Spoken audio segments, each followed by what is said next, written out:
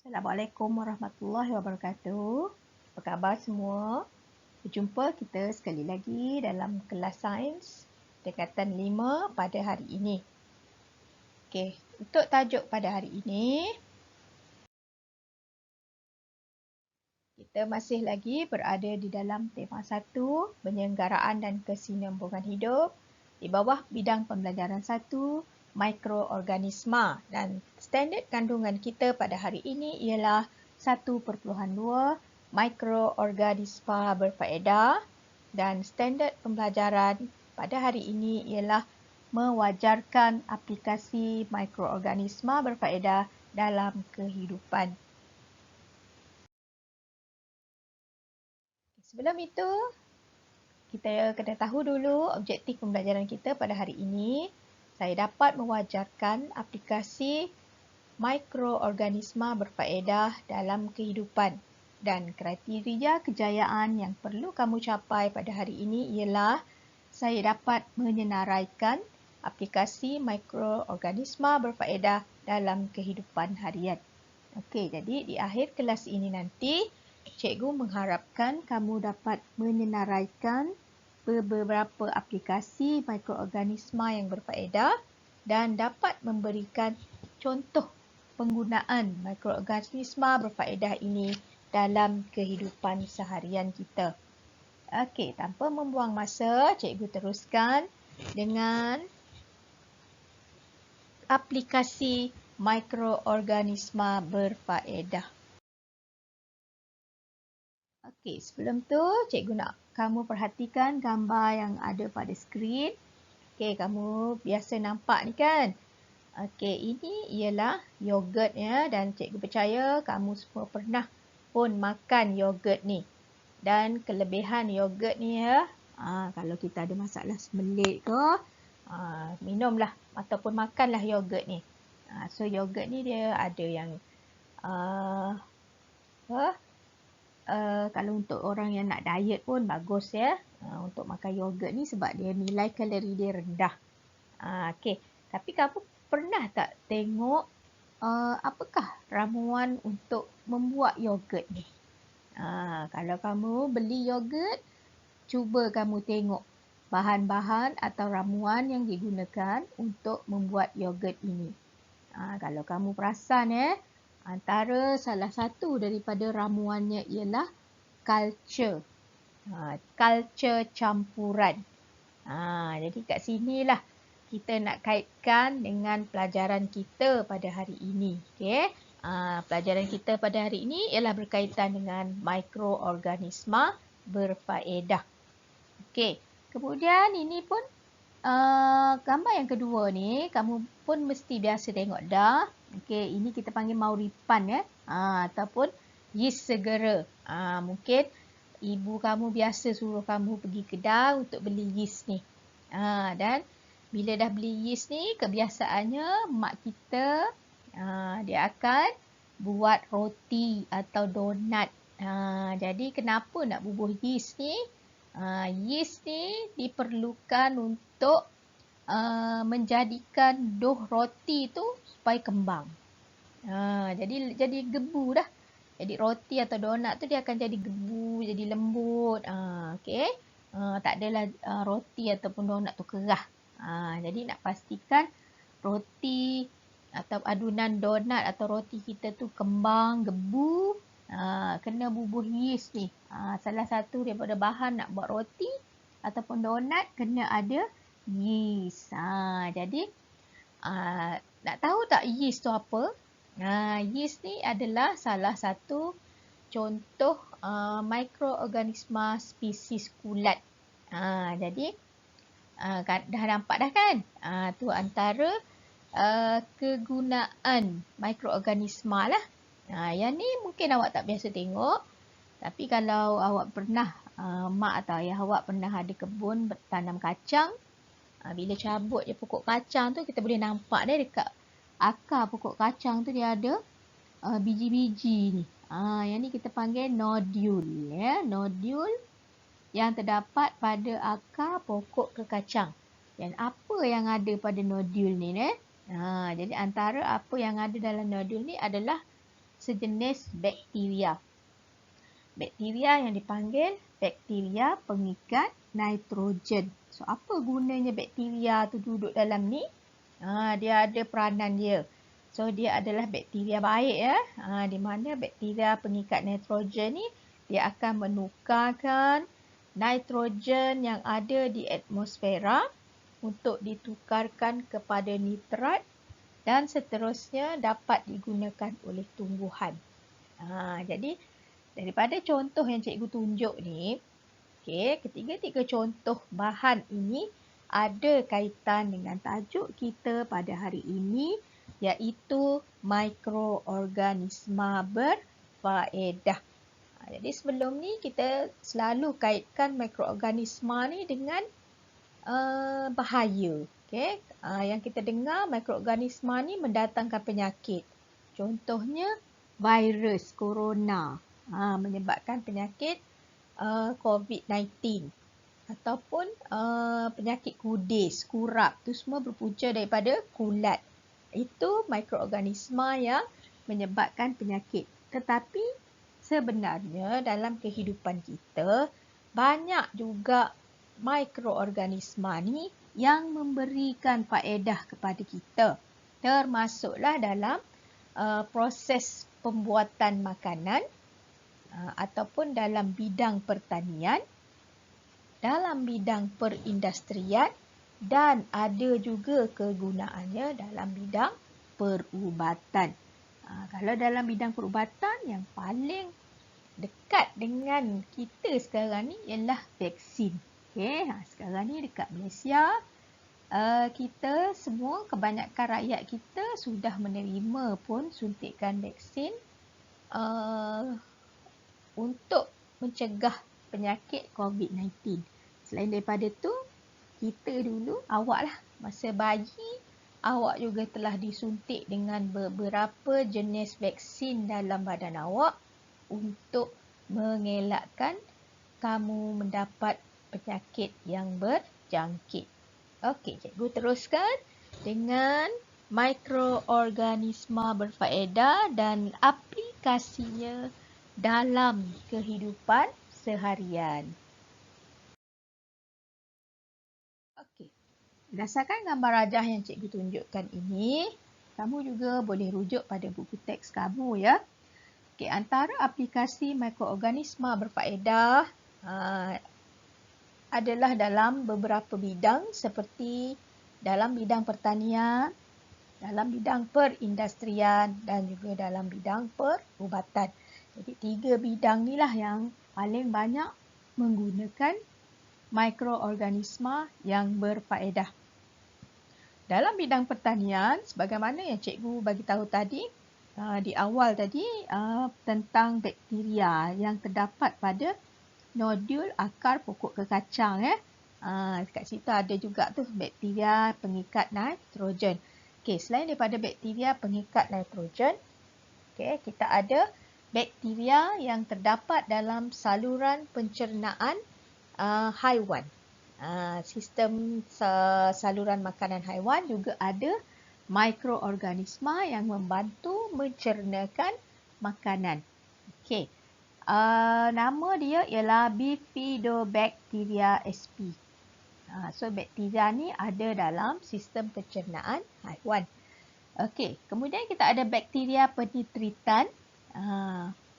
Dalam bakteria penitritan ini kamu akan belajar dengan lebih lanjut dalam kitar nitrogen. Jadi bakteria ni perlu ada untuk menukarkan nitrat kepada nitrit. So nitrat ni daripada nitrogen di atmosfera sebab dalam bentuk gas tidak dapat diserap secara langsung oleh tumbuhan. So nitrogen di atmosfera tu perlu ditukarkan dulu kepada nitrat, terusnya nitrit, barulah boleh digunakan oleh tumbuhan dan bahagian tumbuhan yang akan menyerapnya ialah pada bahagian akar. So bakteria penitritan contoh dia ialah Nitrobacter sp dan Nitrosomonas sp. Okey, ini adalah antara mikroorganisma yang memberi faedah dalam bidang pertanian. Okey, kemudian kita tengok pula antara aplikasi mikroorganisma berfaedah dalam bidang perindustrian. Contoh yang cikgu tunjuk di awal tadi ialah yogurt, ya. Antara ramuan untuk membuat yogurt ialah bakteria. Kemudian yeast. Ni cikgu ada sebut tadi. Kalau di rumah pun kita biasa guna kan. Kalau dekat rumah pun kita guna, mak kita biasa guna nak buat roti, buat donat. So dalam bidang perindustrian pun macam kilang-kilang roti, okay, kilang-kilang roti Gardenia ke, Mighty ke, Hi-Fi ke. So diorang nak buat roti tu diorang perlukan yeast. So yeast ni adalah merupakan mikroorganisma kategori kulat atau spesies kulat. Okay. Kemudian antara mikroorganisma yang digunakan dalam perindustrian membuat minuman ialah Lactobacillus bulgaricus. Kemudian nak buat barangan kulit. Okay, so barangan kulit juga termasuk dalam bidang perindustrian. Antaranya adalah Bifidobacteria species Lactobacillus subtilis. Okay, so ini adalah antara contoh-contoh mikroorganisma yang berfaedah dalam bidang perindustrian. Okay, dan seterusnya ialah dalam bidang perubatan. Di antara kegunaan mikroorganisma dalam bidang perubatan ialah untuk membuat hormon, okay? Untuk menghasilkan hormon tiruan seperti insulin. Insulin ni biasanya digunakan oleh pesakit kencing manis lah. Pesakit kencing manis ni dia tak boleh nak hasilkan hormon dia sendiri. Jadi perlu bantuan insulin daripada luar. So nak buat insulin ni perlukan DNA rekombinan E. coli. So ini ialah sejenis mikroorganisma. Okey, kemudian antibiotik. Contohnya macam demam yang lama kan. Nak bunuh mikroorganisma dalam badan seseorang yang demam, dia kena makan antibiotik lah. So antibiotik ni juga sebenarnya ialah berasal daripada mikroorganisma. Contoh antibiotik yang banyak digunakan ialah penicillin, dan penicillin ni ialah sejenis kulat. Okay, digunakan untuk membuat antibiotik, dan seterusnya antibiotik ni digunakan pula oleh manusia untuk merawat penyakit-penyakit tertentu, untuk menyembuhkan penyakit, untuk membunuh mikroorganisma. So mikroorganisma untuk membunuh mikroorganisma. Itu kebaikannya lah. Okey, kemudian ada juga dalam bidang perubatan, mikroorganisma ini dijadikan sebagai vaksin. Contohnya vaksin coronavirus sekarang ni kan. Kemudian ni ada vaksin untuk mencegah tuberculosis, vaksin untuk mengubat campak. So vaksin-vaksin tu ialah bahan yang perlu disuntik ke dalam badan manusia lah untuk merangsang antibody dalam badan kita. So apa sebenarnya bahan yang digunakan untuk membuat vaksin? Sebenarnya vaksin ini dibuat menggunakan bakteria atau virus yang telah dilemahkan. Jadi bakteria atau virus tu dilemahkan, dijadikan vaksin dan disuntik ke badan-badan manusia. Fungsi dia untuk merangsang antibody kita untuk mencegah penyakit tersebut. Baik, jadi itu adalah antara beberapa aplikasi yang melibatkan mikroorganisma yang berfaedah. Jadi kita jangan ingat mikroorganisma ni jahat saja. Jangan kita ingat mikroorganisma ni hanya mendatangkan penyakit, tetapi sebenarnya dalam kehidupan kita banyak mikroorganisma yang baik, yang berfaedah, yang membantu kehidupan kita sebenarnya.